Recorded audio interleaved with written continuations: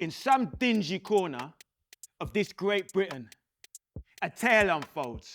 Someone, somewhere, is chatting their story, laying it bare. But there ain't no audience lending an ear. It's like a solo act in a desolate theatre, a lone soul belting out a desperate cry. This is what it means to me. If there was an audience who cared to listen, they might catch the crackling echoes as tents are torn down on the streets of London town. Or the subtle vibe shift when a mate thinks you've outstayed your welcome and nudges you towards the next couch. Open your eyes and you might witness the tears streaming down, a family kicked out by some profit-hungry business. Yeah, those ones there, bruv, that just bought up an ex-council estate yard, meant to shield the people. But now it's all about protecting Grade 2 listed buildings and one geezer's bulging pocket. Feel it in your gut. Every slap, punch, insult hurled at a single mum suffering at the hands of someone that's meant to be their love, trapped in chaos with no escape route but uncertainty or precariousness or worse. And what about the weight of being disproportionately tossed in the poverty pit, the homelessness hole, just because of your skin colour or who you love or who you fucking are? If you could stomach it, taste the mould rising in people's lungs or the sweat of too many bodies squeezed into one decrepit crib. Reach out and you might graze the record surge of humans huddled onto the streets or dwelling in unfit spaces, paying for the privilege of squalor. We have all seen the fallen Goliath of the housing stock that is crumbling into oblivion, or the broken towers, disguising aesthetically pleasing death sentences. You might well catch a smell of the fear that grips you when the rent's due, or the stench of uncertainty hanging heavy as you step into a hostel like a weary boxer, relentlessly tired whether this is your first round or the 12th. This is what it means to me. This is what it means to be.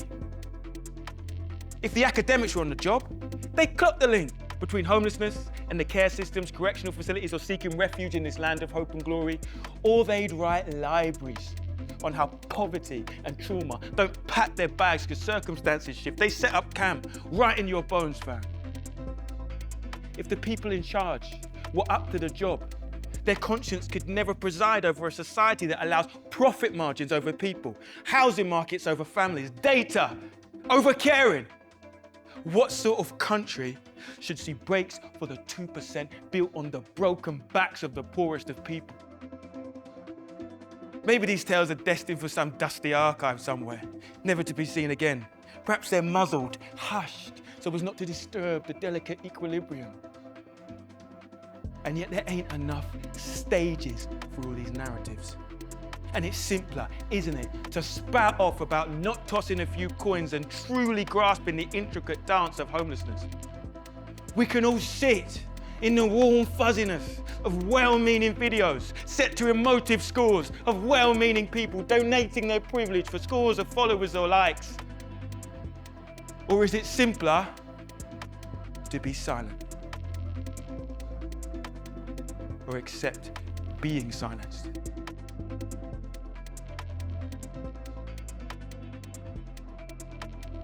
But you could be that audience. The ones to listen and ponder, because for every one image of homelessness in the metaphorical theatre, there are 1,000 more scenes playing out. In a fair and just society, these stories shouldn't exist, but they do, and they need to be heard. Because if you don't know something's wrong, how can you ask for help? If you don't know, how can you demand better? If we don't, how can we hold them accountable? How can we shout? This is what it means to me. This is what it means to be. This is what it means to be seen.